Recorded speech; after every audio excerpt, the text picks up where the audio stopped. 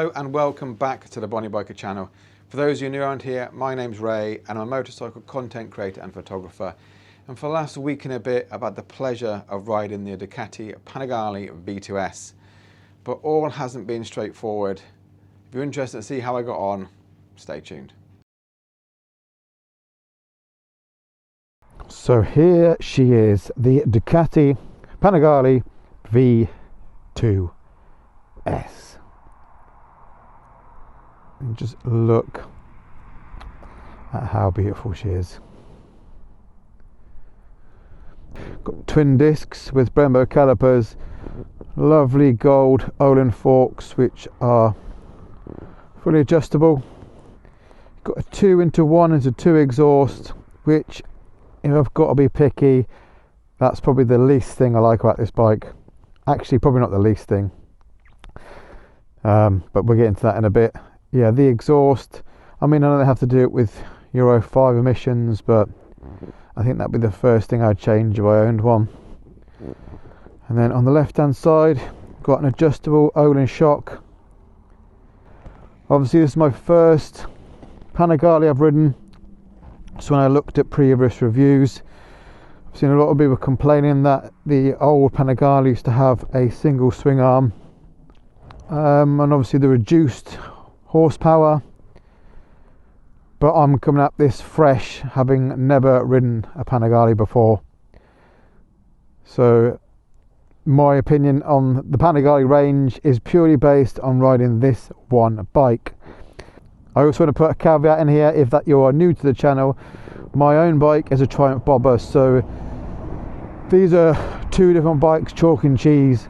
You've got sports and you've got like a cruiser sort of style. So please bear that in mind when I'm giving you my thoughts. Let's swing a leg over and see what we've got from the rider's seat. So the first thing I noticed straight away was how tall it feels. I've still got slight bend in my knees and flat footed, but it feels a lot taller than other sports bikes I've been on. And the second thing I noticed straight away was the handlebars. These are a lot straighter out than your normal sport bike, sort of raised clip-on style. On the left hand switch gear we've got what's that, flash, cruise control. This doesn't seem to be working, so I think this is an optional extra. You've got your mode selector, menu toggle display, indicators, hazards and horn. On the right hand side we've got heated grips on a sports bike. Got to get everything with this. Well, that looks like a flash there, so I'm not sure what that one is. And then our starter and kill switch. So let's fire up the display, and as you can see, it's nice and clear. A little on the small side, but you get to see your revs, gear indicator, speed. You got your fuel gauge. And then you have 4 preset rider modes, which are road, wet, race and sport. And you can go in there and customize them to suit you, but since this isn't my bike, we'll just keep it as standard. And it's a very lazy start, almost like she does when I get out of bed in the morning.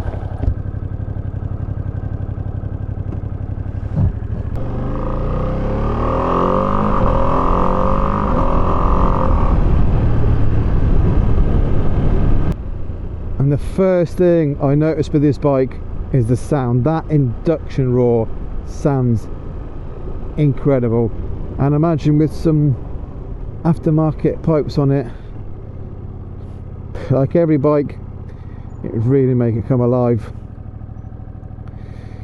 Right, let's just get straight into it. The riding position. The pegs actually feel pretty nice, a nice position for me, but these bars, they're just not the one. I took the bike out on Sunday and we just didn't vibe at all. My palms of my hands and my wrists were absolutely killing me after about an hour's worth of riding.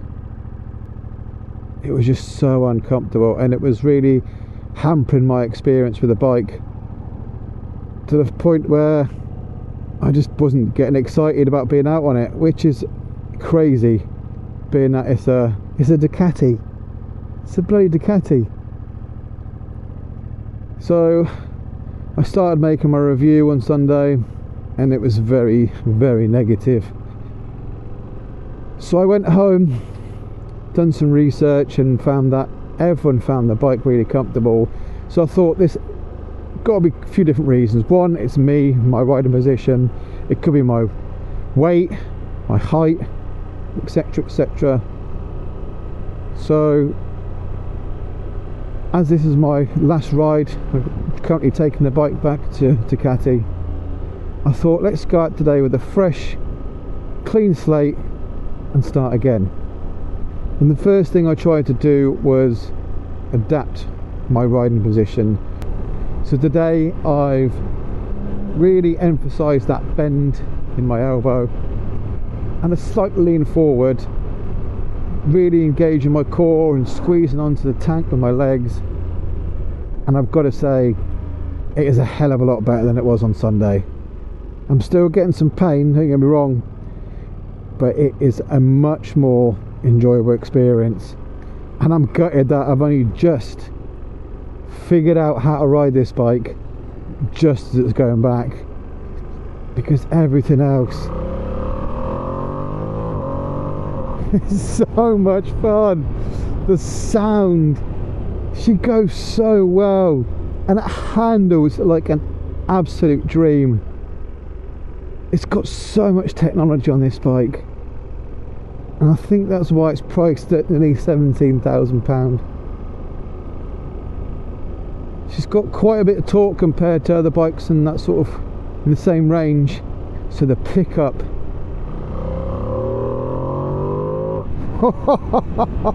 is absolutely fantastic. The brakes are great.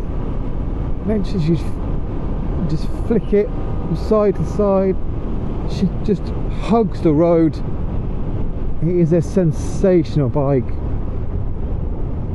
And that's just in road mode. The modes are brilliant on this thing. It was raining slightly before, so put it straight in the wet, and it really reduced that throttle response and cranked up everything else. With road, you really notice that V twin engine and a lot of engine braking.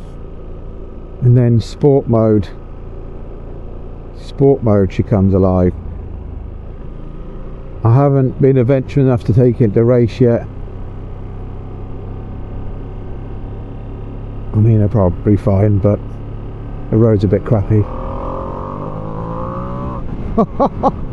Oh yes.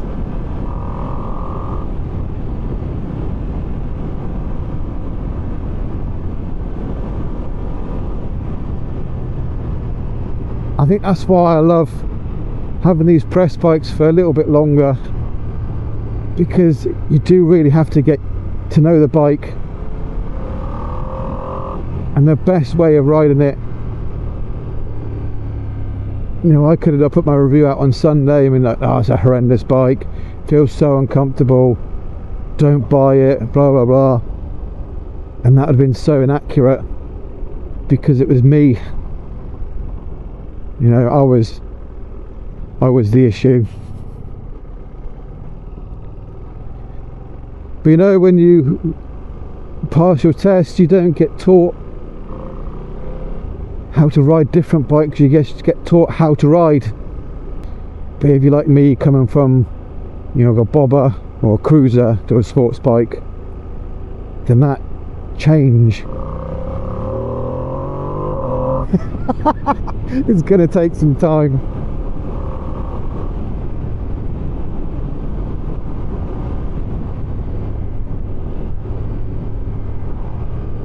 I'm so glad I didn't bite this one off straight away.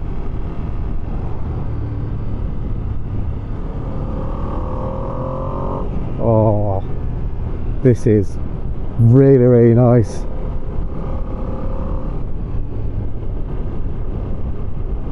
It is so smooth. The gearbox is buttery smooth. Ducati have made an incredible bike.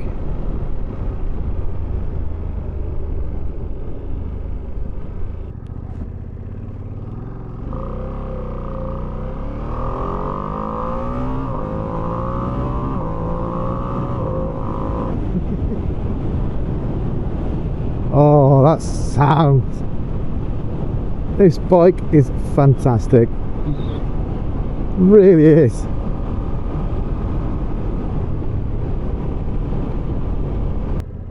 So apart from the riding position, is there anything else? Which I don't like.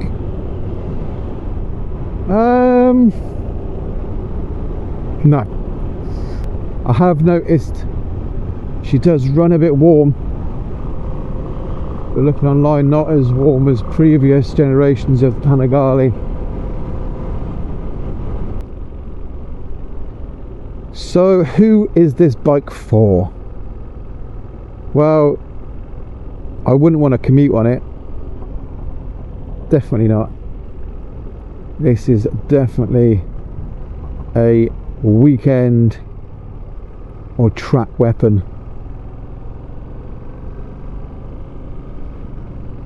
I'd imagine with the price point, it's probably aimed at the slightly older gentleman. I mean slightly older, maybe 40. I'm 40 and I feel, well, I'm 41 and I feel old. Anyway, I digress. Yeah, someone who's, you know, got a bit of cash in their back pocket and want that Ducati name. Maybe it's for someone who's had sports bikes all their life and they want something a little bit more. I'm sorry, that sound, every time I hear it I just giggle like that schoolgirl. It just oh, maybe it's for someone who's coming to the end of their sports bike life, if there is such a thing, and wants something a bit more comfortable and manageable. That's not gonna tear your toupee off. I mean, it probably could tear your toupee off, but I haven't been riding it like that. But yeah, just an absolutely incredible experience. Just wish I'd gotten into the right riding position sooner, because we could have had a whale of a time.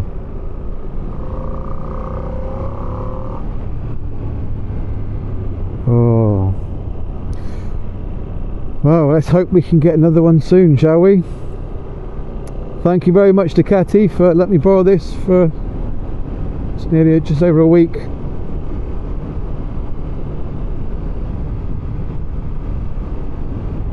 If you enjoyed learning with me on this ride, please give it a like. If you're new around here, please subscribe. Any comments, questions, you want to take the mick out of me, do it below in the comments. But until next time, take care of yourself, ride safe, and I'll see you soon.